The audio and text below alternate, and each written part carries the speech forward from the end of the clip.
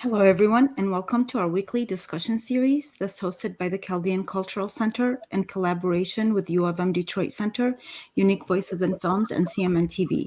I'm your host, Wiam Nemu, and today our guest is Professor Paul-Alain Beaulieu. Did I pronounce it correctly? Approximately. I tried. We are so happy to have you here today. Thank you for making the time for this interview. You have extensive research into the Babylonian, Neo-Babylonian area, the Chaldeans.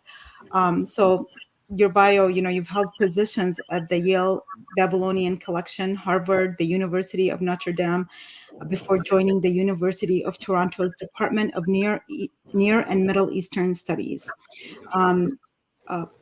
You earned your degrees in law and history from the Université de Montréal and PhD in Assyriology from Yale University in 1985. In 2020, Mr. Professor Beaulieu was elected Fellow of the Royal Society of Canada. He has conducted research on the civilizations of ancient Iraq, concentrating mainly on the first millennium BC. He has written extensively on Babylonian history, religion, science, and linguistics. He is the author of several books, including A History of Babylon. His current projects involve researching the cuneiform archives of the Neo and Late Babylonian period from the 8th to 2nd centuries, particularly those of the cities of Ur and Uruk in southern Iraq, and the development of historical thought in ancient Mesopotamia. Wow. So I have so many questions for you, but I'm going to start with something very simple, which is, if you can share with us your background, your educational background, and what led you to particularly study this profession. Well, I was always interested in ancient civilizations, even from my childhood. In particular, the civilizations of the Near East and Northeast Africa. So, Egypt, Mesopotamia, the Levant, Anatolia. And eventually, I was interested also in history in general. And when I started studying at the University of Montreal, I started in the law school. I completed the degree, but then I realized that my main interest was really ancient history, and I couldn't repress it. So I went to the history department, did an MA in ancient history. And then eventually I went to Yale University to pursue studies specifically in the field of Assyriology, which is the discipline that studies the civilizations of ancient Mesopotamia or ancient Iraq, if you want to speak, in terms of modern countries. So I pursued those studies, and I stayed on at Yale for a very long time after that, after I graduated, as a lecturer and research scholar. Work in the Yale Babylonian Collection, which has the largest collection of cuneiform tablets in North America, and one of the largest in the world, in fact. And then, I continued my academic career at Harvard, and I was visiting professor also at Notre Dame. And finally, I came to Toronto in 2006, as professor of Assyriology, and I've been here since. And so, as a Chaldean and as the executive director of the Chaldean Cultural Center, we have a big interest in the history of this community. I've been reading your work for a while. I got your book quite recently, so I haven't been able to go through the whole thing, but it's been very fascinating. I'm trying to show it here. But the history of Babylon. And actually what I like about how you're writing, I'm able to comprehend. I like the timeline that you take us through. I find that very effective, because this is what we're trying to see, is trying to trace our roots. So I found that very effective. So let's dive into the Chaldean period that we want to learn about. So it's a remarkable dynasty of ancient Mesopotamian history, and you, being one of the major scholars in the field, have evidently encountered the Chaldeans, the ancient Chaldeans at least. Could you tell us as a specialist of this period, when the first mention of the term Chaldean was. And I know that there's a different time frame for the biblical part, and then there's a different time frame for academia and for the scholars, correct? Yes. Well, basically, the earliest mentions of the Chaldeans that we have now, and some of this evidence has surfaced only, a few years ago, date from around 1100 BC. And the main evidence is from an inscription that was discovered in an excavation in the Middle Habur region in Syria. And it's an inscription of a local ruler, of a city called Tabeti in ancient time, and the modern site is Tel Taban. And the inscription was published a few years ago, and it's an inscription of a local Assyrian ruler called Ashur-Ketalishir, who was probably more or less a vassal of the king of Assyria. And he talks about, it's a building inscription, but he mentions in his inscription that he had to lead an expedition against the Arameans and the Chaldeans who were making trouble in the area. So, and the term for Chaldean there is Chaldi, and of course it is the same word that we encounter later in reference to the Chaldeans, Chaldu or Chaldi. And the significant fact is that he mentions them together with the Arameans, which is very important. We must realize that at the same time, the Arameans were making very important incursions into Assyrian territory.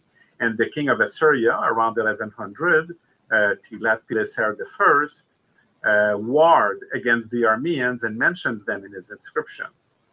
However, he does not mention the Chaldeans. But there's one administrative text from his reign which does allude to an expedition against the Chaldeans. So these are the two earliest mentions of the Chaldeans. And after that, we must jump to the 9th century, almost 300 years later.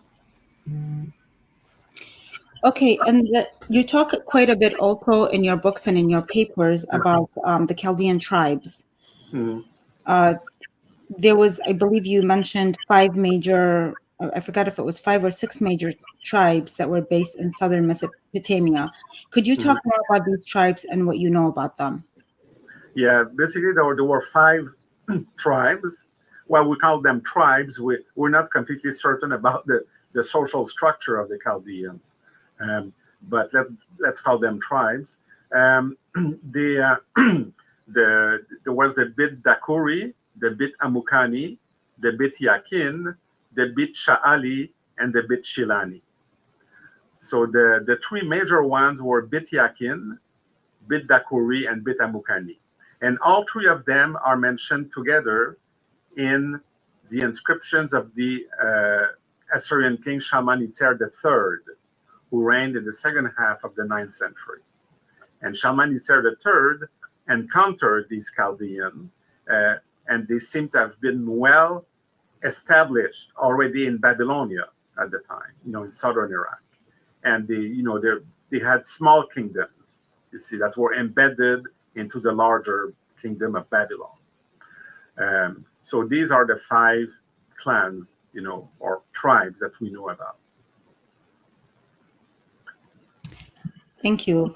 And in your paper, the one that's entitled Arameans, Chaldeans, and Arabs in Cuneiform, you mentioned that in the book of Jeremiah and the book of the Kings, the second king of the Chaldean period, Nebuchadnezzar II will appear to have the title King of Babylon, yet elsewhere as King of the Chaldeans in the biblical accounts. Moreover, the term Chaldean, Kachin in Hebrew, is used in the biblical accounts to refer to both the army and the people led by Nebuchadnezzar. However, you also note that there is no evidence that Nebuchadnezzar considered himself the ruler of Chaldeans and Armenians. You note that if we scrutinize the sources more closely, some evidence begins to emerge that appears to vindicate the biblical view. Could you please expand on that regarding?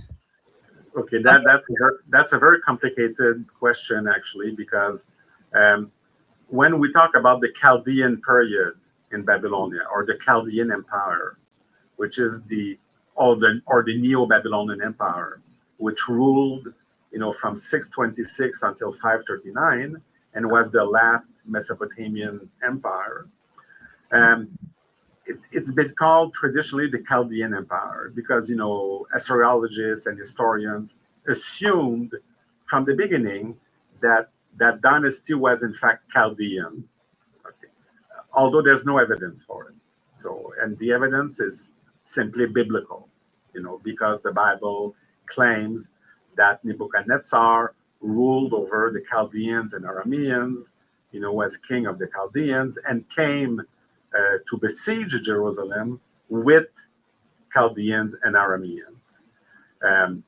Now that's the perspective from the kingdom of Judah. That's not what Nabopolassar or Nebuchadnezzar say about themselves. They never mention that they're Chaldeans or that they're descendant of Chaldeans. However, the Chaldeans and the Arameans were still, very important components of society during the Neo-Babylonian Empire. And they probably furnished many contingents in the army. If not, maybe they may even have been dominant in the Neo-Babylonian army. So Nebuchadnezzar must have come to Jerusalem with troops made up largely of Chaldeans and Arameans.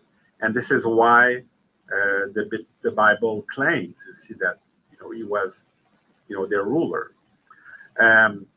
Now, the question of the origins of that dynasty is disputed. There is some claim, a little bit of evidence, that cannot be really, it's not completely convincing, it's tangential, that Nabopolassar, the founder of the empire, of the Neo-Babylonian dynasty, belonged to the Bit Dakuri, one of the three most important Chaldean clans. Now, this evidence is speculative, so we're not certain about that. But Nabopolassar himself claims he was the son of a nobody, so he had no prestigious extraction. And he was only chosen by the gods, and especially by the god Marduk, to be king of Babylon and to rebel against the Assyrians and expel them from Babylonia. So, and his son Nebuchadnezzar never claimed, Chaldean descent either. But later kings, like Neriglissar and Nabonidus, do claim, do name their own father, whom they call the prestigious prince. And, one was an Aramean, Neriglissar was clearly of Aramean descent, and Nabonidus, of mixed Aramean and Assyrian descent, probably. So we don't know exactly, the origins of that dynasty. So, and it has caused many people who are not specialists to assume that the Neo-Babylonian Empire corresponded to the height of Chaldean influence. Okay, but in fact, by that time, the influence of the Chaldeans had waned considerably, in Mesopotamia. And in fact, the high point of Chaldean influence was the 8th century. So when you have, when you had Chaldean chieftains who claimed and usurped the Babylonian throne, and there were several of them. And all three main clans in succession claimed, you see, the Babylonian throne, the Bit Dakuri, the Bit Dabukani, and the Bit Yakin. And they were fierce opponents to the Assyrian attempt to take over Babylonia. But that ended in 689 with the destruction of Babylon by Sennacherib and the ousting of the last of those Chaldean rulers of Babylon. So, based on what you're saying, this is also when it comes to the church or unification with the Roman Church, there are certain speculations on why the name Chaldean was given. But does it seem like in the Bible, is that not also evidence, or is it because if it's the Bible, you said the only evidence that we have, but is that not evidence? Would the word Chaldean just have been randomly chosen? Why would it have been chosen to describe Nebuchadnezzar? My other curious to know is, could it be because of the political situation of that region, that the role that Nebuchadnezzar wanted to play was in order to kind of maybe create some peace, or whatever the political situation was, did not want to identify as a Chaldean? Could that have been a reason? I know I read in George Smith's the Chaldean account of Genesis, a lot of the stories, the Chaldean stories and the Babylonian stories were suppressed and oftentimes erased or borrowed from the Chaldean by the Assyrians. Sorry, the Assyrians had borrowed or suppressed or erased a lot of the Chaldean stories. So could these aspects, the political aspects, play a role in the war and everything else that was involved during that period? Well, that's quite complicated now, because when you mention George Smith, of course, he's a 19th century author, and their use of the word Chaldean was derived from the Greek understanding of Chaldean. The problem is that, you see, after, the word Chaldean changes meaning during the Achaemenid period, and mostly in the Greek sources. So after the fall of the Neo-Babylonian Empire, so during the time of the Neo-Babylonian Empire, we know that there were two Chaldean clans that still existed because they're documented. So that's the Bit Amukani and the Bit Dakori. Okay. And we know that by that time, the Bit Yakin had disappeared, so because it was destroyed by the Assyrians in the 7th century. So these two clans are mentioned during the time of the Neo-Babylonian Empire. Nebuchadnezzar mentions them in a document which is called, his court calendar or his Hof calendar, where he names the main holders of main office holders at his court, and also the main provincial governors of Babylonia. And among these provincial governors, you have, the leader of the Bit Dakori and the leader of the Bit Amukani. He's called son of Dakoru and son of Amukanu. So one is called Bibea, the other one is called Bellei. And we have texts from Uruk, from the temple archives of Uruk, dated to the time of the Neo-Babylonian Empire, which do mention the Bit Dakori and the Bit Amukani. So they mention the elders, you see, of those two clans.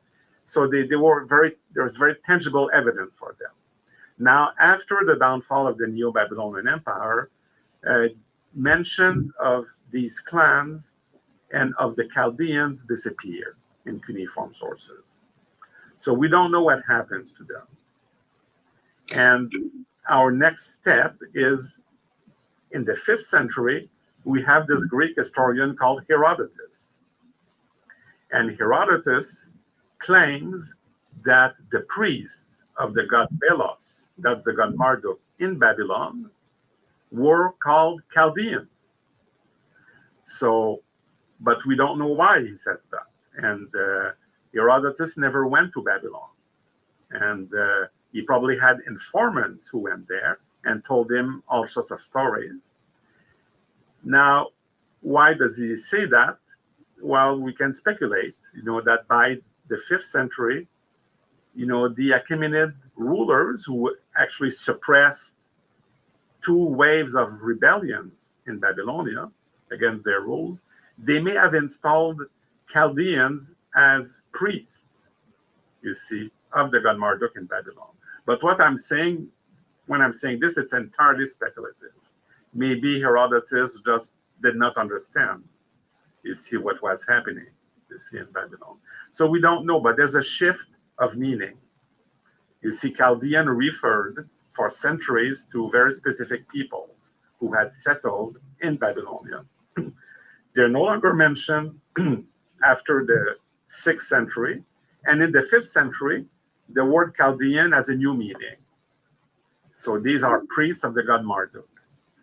And after that, in Greek sources, which are the only sources that mention Chaldeans, the word Chaldean has two meanings. One is, again, a priest or a Babylonian priest or a soothsayer, an astrologer or a diviner. And the other meaning is simply, Chaldea is a synonym for Babylonia, and Chaldean is a synonym for Babylonian. So you have these two meanings in the Greek sources. But how that relates to the real Chaldeans, we don't know. And so there's a mention also that according to the inscription of Assyrian king Tiglath-Pileser III, who reigned between 745 and 727 BC, he boasts of having deported hundreds of thousands of Chaldeans from Babylonia.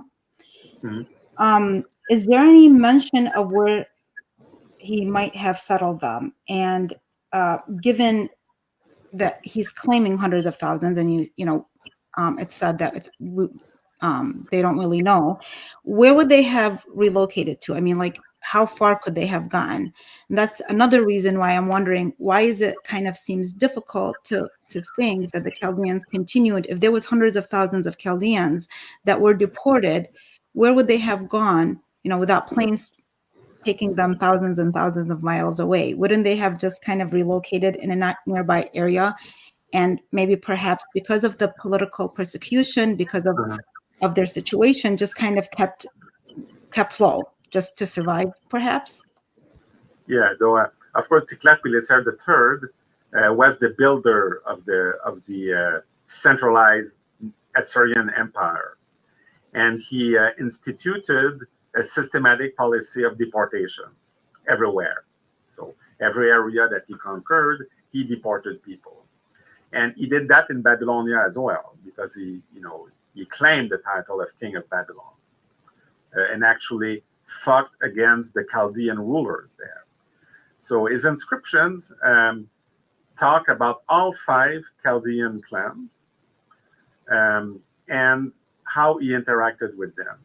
And he claims to have destroyed both the Bit Shilani and the Bit Sha'ali, who were the 2 less important ones. And actually disappear after his reign. So only the 3 big ones are left. And he also claims to have warred against the Bik Amukani and to have destroyed it as well. And altogether, he mentions optimally, I think it's 150,000 Chaldeans that he deported from Babylonia. Now, he doesn't always mention where he deported them, but in a couple of inscriptions, he says that he deported them to Assyria. Okay. But he doesn't mention any specific place in Assyria. So he just mentions that he deported them to Assyria. Of course, Assyria was a large territory by then, and that could mean in the heartland of Assyria, in northern Iraq. It could be also in the Habur region. It could be along the Euphrates in Syria.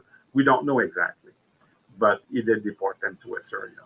So it's likely that, from what we know of the, Assyrian imperial practices, they would use deportees to resettle areas that had been depopulated, or they would send them to their capital cities that they were building at the time. So, and one very important capital city that Tiglath-Pileser III inherited from his predecessors is Kalhu, modern Nimrud, you see, in northern Iraq. And Tiglath-Pileser III even built an additional palace there for himself. So he may have deported part of these Chaldeans to Nimrud, you see, to his capital, basically as workers, you see, or to settle these large royal residences, you see, that they were building. But we don't have any specific information. It just says to Assyria. But he did deport, large numbers of Chaldeans, according to what he said. Of course, we have to add some, to believe at least the basics of these inscriptions. The numbers may not be as large as he claims, but it involves tens of thousands. Yeah, and they always say the victors write the history. So I mean, I'm just, from what I've been reading over time, it just seems that there could have been, where the Chaldeans, because it seems like their existence, there was like spotted here and there, and then by him saying, even if there were only 50,000 that were deported, but there seems to have been that, to me, that seems like evidence that they continued. And then there was other, also from my understanding, is because for religious purposes, as they embrace Christianity in that region, for various reasons, because of what the Chaldeans believed in, or the fact that they were considered magicians and pagans. So religiously, uh, the Christianity wanted to distance themselves from them. Others found them, because of they were given the terms of astrologers and magicians, and then rather than looking, some might say that they were so sophisticated in that fashion, but religiously that had a negative connotation, and some consider them demonic because of it. So there was this contradictions of them, seeing them as such sophisticated people who were able to create so many things during the ancient times. And then over time, it seems like for religious purposes, political purposes, they had to kind of, many had to distance themselves. And then there was a lot of destruction of trying to erase their names. I mean, that's just, kind of my observation. But I have so many other questions, and I know I was already telling you that I'm going to end up keeping you later than I had promised. Just if I can jump in, you see Yes, of course. the term Chaldean in history has had three main meanings. The Chaldean people who invaded and set Babylonia and settled there in the Iron Age, so in the early first millennium BC. The second meaning, which may not be connected to the first one, is an astrologer or priest from Babylonia, and that meaning stayed on until the first and second century of our era. And the third meaning was adopted by Christians in Iraq, so who started claiming the ethnonym Chaldean, for their church and the Christian people of Iraq. Now, I don't know exactly when is the earliest attestation of the term Chaldean to designate Christian, but again, it may not be related directly to the second or first meaning of Chaldean, because it's not because it's the same word that there's necessarily a direct genealogy between the three uses of the term. So even if many modern Iraqi Chaldean Christians are probably descendants of the ancient people of Iraq, who they've always lived there. But it's very difficult to follow the genealogy of these meanings. So a major historian who claims to be Chaldean and who wrote in Greek in the 4th century BC, Berosus, is a stand advocate for setting the record straight on Babylonian history. His account on the Hanging Gardens and Nebuchadnezzar's building projects have been treated. I'm sorry, I'm not sure but could you tell us about Berosus and his work and what you know about him? Okay, so Berosus was Berosus is known mainly from his own work, which was called the Babyloniaca, which was a history of Babylonian culture, written in Greek for the rulers of the Seleucid Empire. So he lived in the 3rd century BC, and by that time, the Near East was ruled by a Greek Macedonian dynasty. You see, that succeeded, claimed part of the empire of Alexander the Great. So the Seleucids ruled, Syria and Mesopotamia in the 3rd century. And Berosus allegedly wrote this book and dedicated it to the second Seleucid ruler, Antiochus I, who started to rule in 281 BC. Now, Berosus claimed that he was a priest of the god Bel in Babylon. so of the god Marduk, the main god of Babylon. And there's no reason to doubt that. His work has not survived in its entirety. It has survived in what we call fragments, in that quotations of his works by other authors, mainly church fathers. And also there's a substantial excerpt in the works of Flavius Josephus, the Jewish historian of the first century AD. So his work has been, scrutinized and analyzed, by many scholars, including myself. And in some respect, he's very well informed. So he gives us information which is corroborated by cuneiform documents from that period. But sometimes he goes on a tangent, you see, and the information seems fantastical and garbled. So he makes all sorts of claims. Now, he uses the term Chaldean and Chaldea to refer to Babylonians and Babylonia. But by doing so, don't forget he writes in Greek, and he adopts the Greek point of view sometimes about Babylonia. So his use of Chaldea and Chaldean is the second usage that you see in Greek sources, which is simply a synonym for Babylonian and Babylonia. His work, the surviving fragments go over a few pages only in a book, but they're very important. And in terms of setting the record straight, he wants basically his main point. One of his main points is that, of course, in his lifetime, the legend of Semiramis had become very dominant among the Greeks. And that legend was started by the Greek historian Ctesias, who wrote a history of Assyria and Persia around 400 BC. He lived at the Persian court.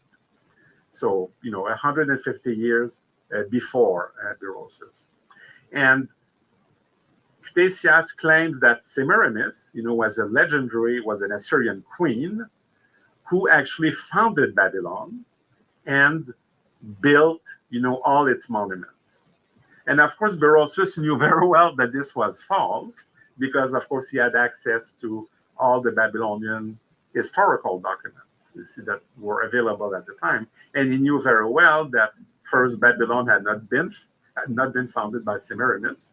In fact, for him, it was an antediluvian city. So it was a city of, primeval origin. But also he knew very well that it was, the king Nebuchadnezzar who created most of the monuments that could still be seen in Babylon. And more including the Hanging Gardens, for which there's no strong evidence, but they must have existed at any rate. And so that's basically what he tried to do, you see. And it's basically to explain to the Greek rulers, the Greek Seleucid rulers, the importance of Babylon, and also to reject, Ctesias, as a source for Babylonian history. Because Ctesias was not interested in Babylon. He was interested in Assyria and Persia. You see, so he reflects the mindset of the Persians, during the time of the Achaemenid Empire. The Persians saw themselves as successors to the Assyrians. And they saw Babylon just as an episode. You see, the Neo-Babylonian Empire was just an episode in the history of the region. And in fact, you see, what mattered was Assyria, and then what mattered now was Persia. So of course, Berosus could not, vindicate that. He was against that idea. So regarding so at the dawn of the Christian period, say roughly the 1st century BC to the 3rd century AD, what groups might we assume settled across Mesopotamia? Well, that's a very difficult question because we have very few sources. During that period, from 100 BC until 250 AD, Mesopotamia was ruled by the Parthians. Basically a Persian dynasty that was very Hellenized, but that partly probably claimed the heritage of the Persian Achaemenid Empire. So it's a new Persian empire that will be succeeded eventually by the Sasanians in the 3rd century. Now, we don't have that many sources for the Parthians, but from the 1st century of Parthian rule, we have some cuneiform sources from Babylon still. And those sources clearly show that there's at least one group that tried to invade and settle Mesopotamia, and these were Arabs. So there were very important Arab tribes, along the Euphrates, south of the Euphrates, on the fringe of the Arabian desert. And they will be there until the beginning of Islam, basically. So Arabs were very close to the settled areas of Iraq. And we have texts from Babylon that mention, their repeated incursions into Babylonia. So the Arabs may have settled there, in groups already, and even before that, because Arabs are mentioned already in the 9th century BC in Assyrian inscriptions. So this is one group that certainly we know settled in Babylonia at the time, even if it was not in very large numbers. But for the ethnic composition of Babylonia at the time, I mean, it was a mixture, already in the Achaemenid period. It's a mixture of all sorts of people, so you had the native population, you had the Chaldeans, the Arameans that came earlier, and then many people were deported to Babylonia by, kings like Nebuchadnezzar during the time of the Neo-Babylonian Empire. Like the Jewish, there was a lot of the Jewish community. Yeah, like the Judean, the people from the kingdom of Judah were deported there. And most of them probably stayed there, did not return to Jerusalem once they were allowed to return by the Achaemenid kings. And then, but you had many other people, during the Achaemenid period that were brought them as, mercenaries, soldiers, settlers, for all sorts of reasons. So it was a mixture of people. There were Iranians, obviously, who settled, in Babylonia and stayed there. And during the Seleucid period, after Alexander the Great, well, there were many Greeks, who settled there. And so it became a very cosmopolitan place. So, and we don't have enough documents to say, well, you had that many people from that group and that many from the other group. It just became a mixture. But the bulk of the population was probably the population that had been there before.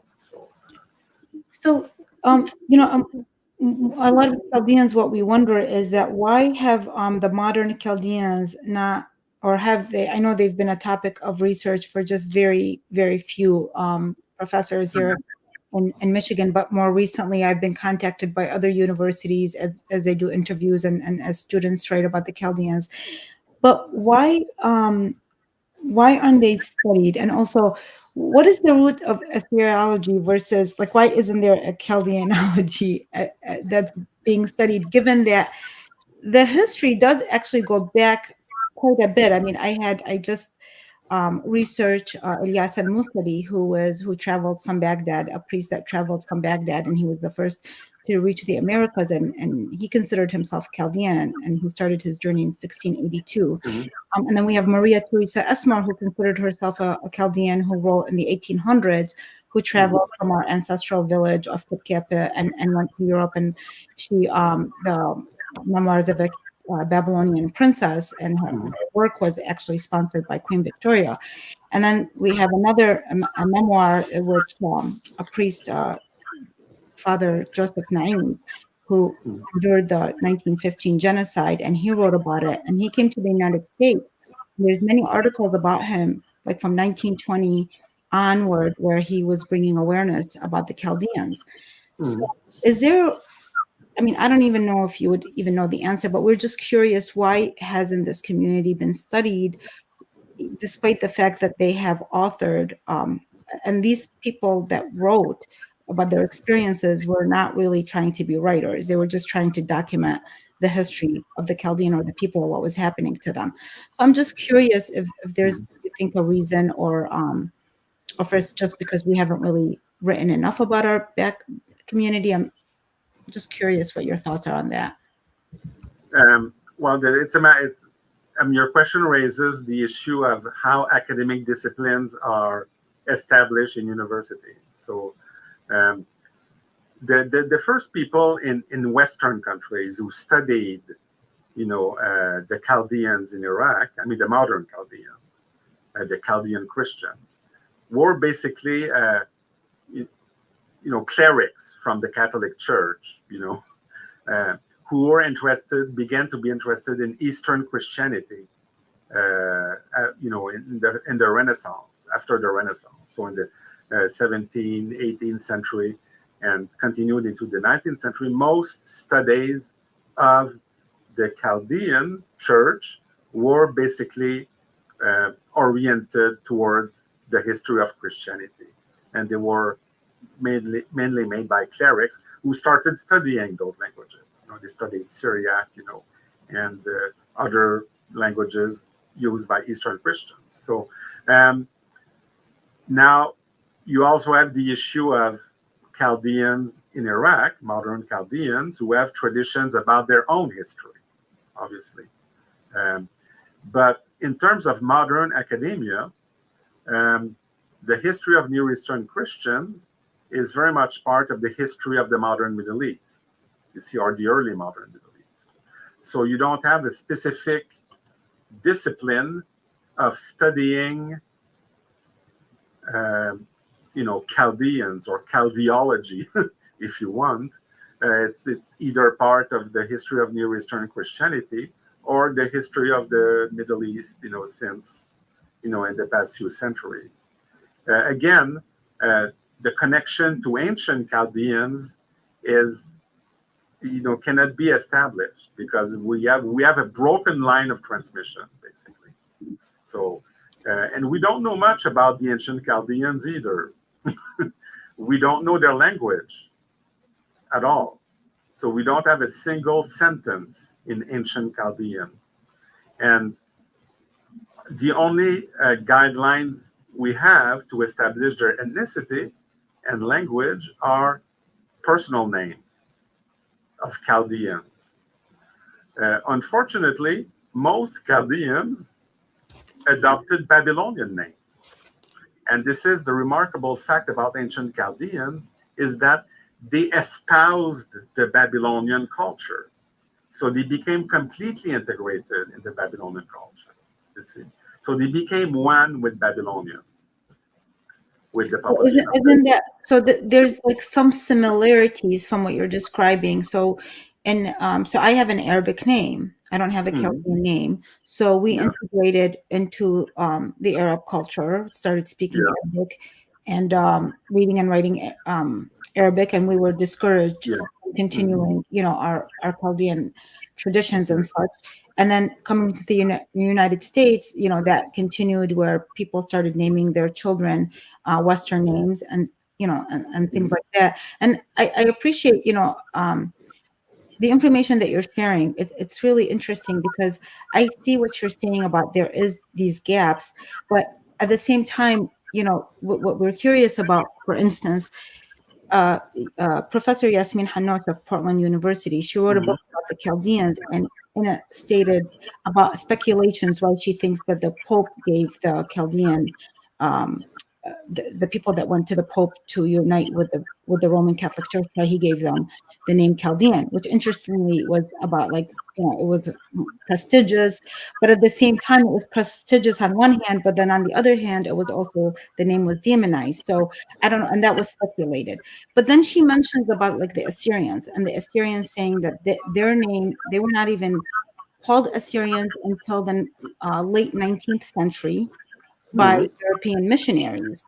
If this is accurate, then again, why are the universities, why did they embrace that later name, if that is the case, and not the effect on researching the Chaldeans, who would, in this case, have a further history. Mhm.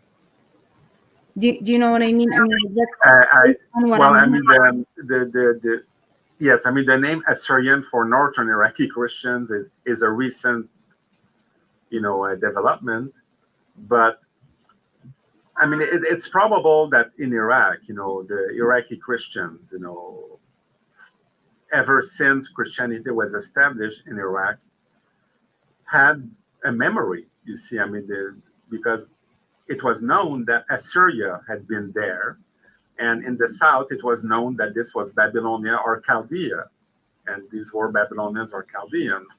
So these names never disappeared. You see, and the so I don't know the history of the Iraqi Christians, but I mean, except in very broad outlines. But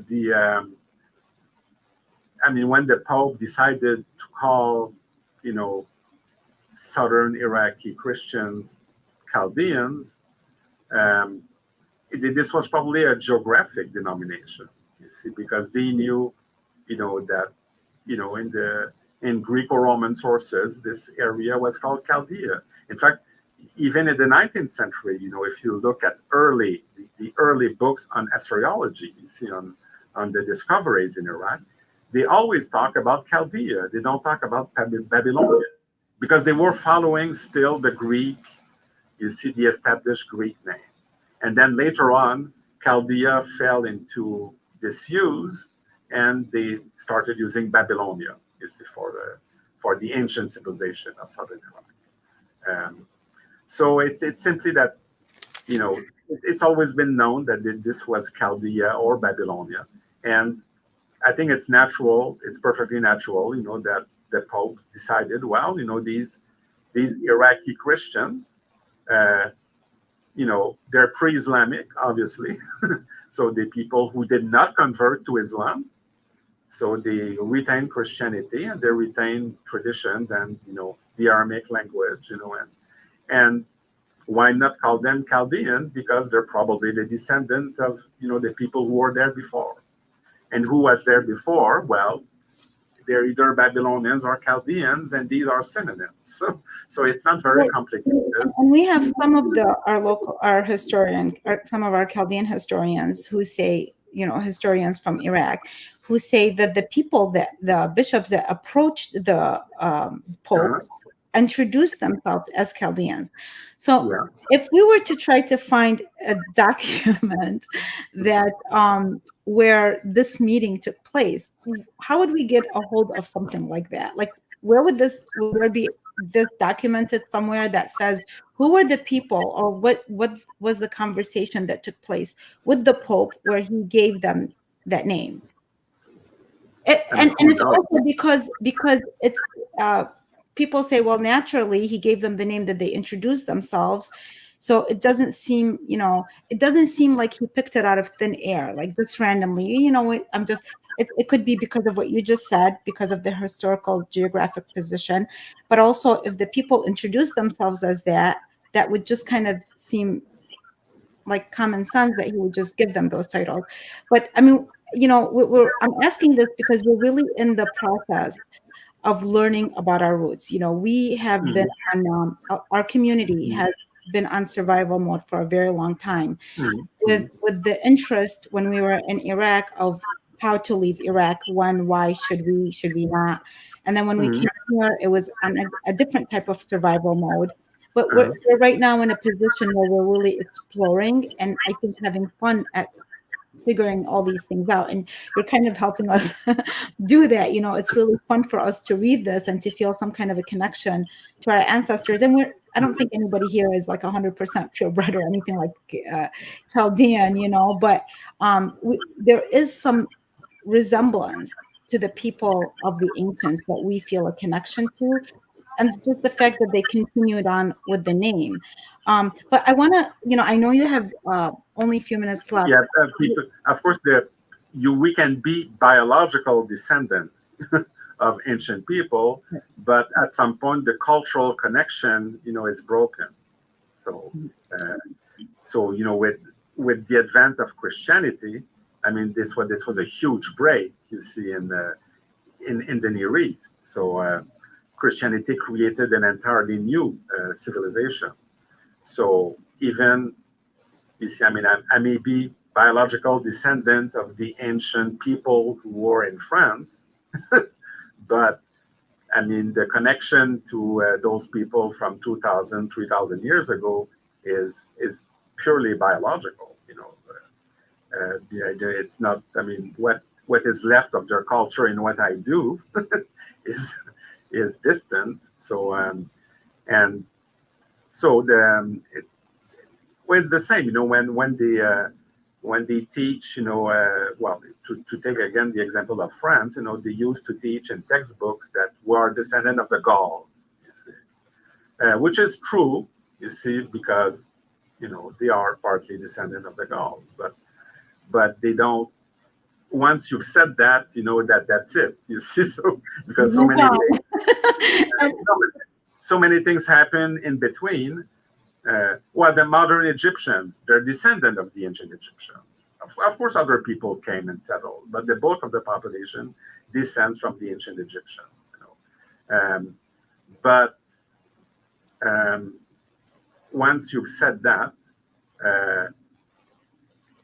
I mean, what of the culture of ancient Egypt is left in Egypt, which has been thoroughly Christianized and then Islamicized, is distant, So it's always the same issue when you have these kind of labels, that travel through time, but at some point, all you can say is that yes, obviously we're descendant of these ancient peoples, but I mean, how Christians in Iraq viewed the word Chaldean and Chaldea in 1500 or 1600, I don't know which documents we have that could give us all that much information about that. I mean, I'm not a specialist of those periods, but it would be nice to have something.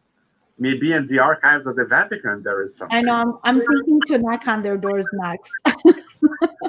Yes. I have, and then I'll email you if I have any findings. But okay. I'll go there.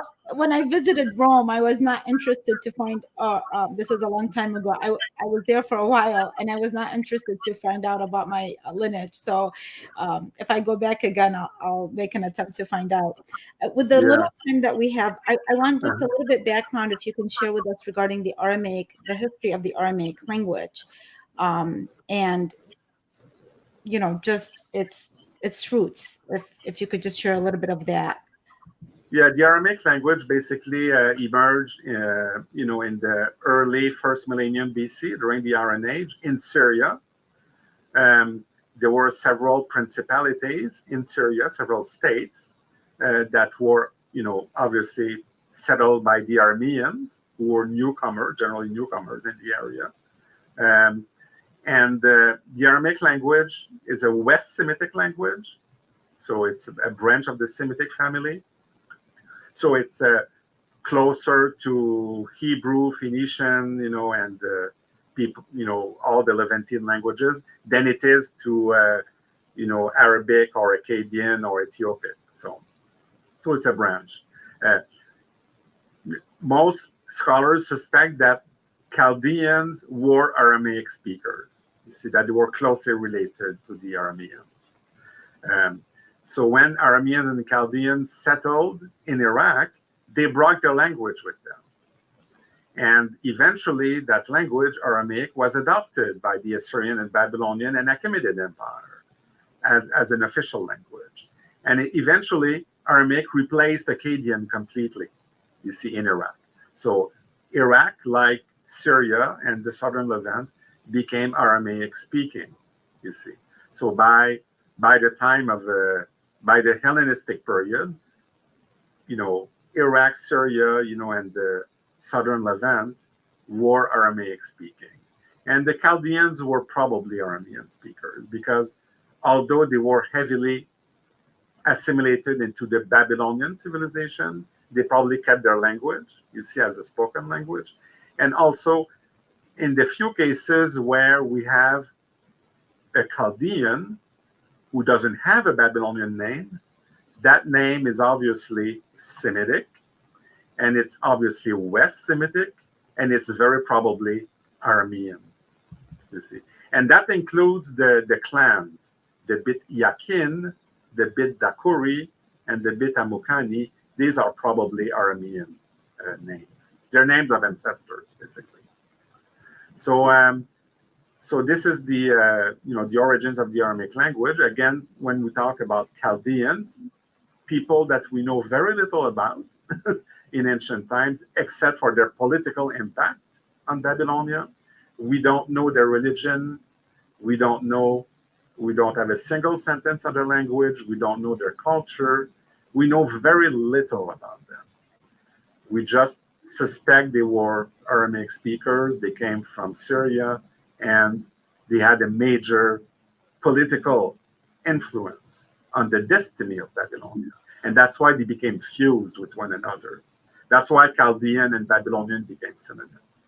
And the Aramaic language, of course, became a major language of culture in the Near East, starting with the Achaemenid period. And this explains why later, Aramaic became the main language of Eastern Christianity. So it became the literary language of Eastern Christianity. And of course, Aramaic was located, Syriac was mostly in northern Syria and northern Mesopotamia. But the Syriac is the second largest classical literature in a Semitic language after Arabic. So there are tons of Syriac manuscripts everywhere. So some Aramaic dialects are still spoken to this day. So of course, Aramaic was superseded by Arabic, largely. But you have communities and historical communities in Lebanon, Iraq, Turkey, Syria, all Christians, of course, that retained, local varieties of Aramaic.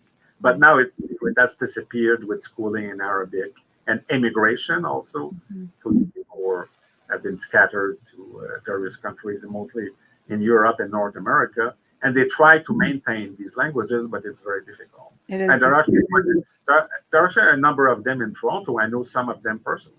Mm-hmm. Yeah, we're trying to do that too. I mean, like, we offer classes and everything, but yeah, it's not easy because our children, including mine, they're not, they're very westernized, and it's not an easy if you're not using it regularly or in schools and things. But we don't have that much time left. But so I really would like you to use our last couple of minutes to tell us what you're working on currently. And I'm not working specifically on the Chaldeans now. My main project, I'm finishing a book on a private cuneiform archive from the city of Ur in southern Iraq, which dates, it has a short time span. It's a private archive, which dates to the beginning of the reign of Nabopolassar, the founder of the Neo-Babylonian Empire. And this archive is, it's people from Ur, but it's dated, the texts are written in Babylon. And they were probably there for military reasons, you see, for military conscription and military taxation also. So it's a very complicated archive, about 70 documents. And it shows, it dates to the period when Nabopolassar was rebelling, leading a rebellion against the Assyrians. And eventually that rebellion succeeded, and he succeeded in destroying the Assyrian Empire, so with the help of the Medes. So it's a very important archive because it gives us some inner, inside information on, how things worked, in Babylon during that troubled period. So, and it's not the period which is all that well documented, so it's quite important. But, I'm working, as you mentioned earlier, I'm working now mostly on the cuneiform archives from Ur and Uruk. So those from Ur are private archives, no private families, and they were discovered in Ur. during the excavations of the 1920s and 30s, led by Sir Leonard Woolley in collaboration with the Iraq Service of Antiquities and the University of Pennsylvania. But I'm also working on the temple archives of Uruk, the giant temple archive that has more than 8,000 documents, and which dates mostly to the period of the Neo-Babylonian Empire and the early Achaemenid period. And I'm reconstructing currently, the rituals, the offerings, the sacrifices, their order and what they signify for the civic, culture of the city of Uruk. So that's my main project now, but I've zillions of smaller projects. Yeah, I'm trying to catch up with them. So I started following you on academia. And yeah, I started following you, and then, but you have quite a bit of work, so it's going to take me maybe a lifetime to read everything. But right now, I am really enjoying this, A History of Babylon.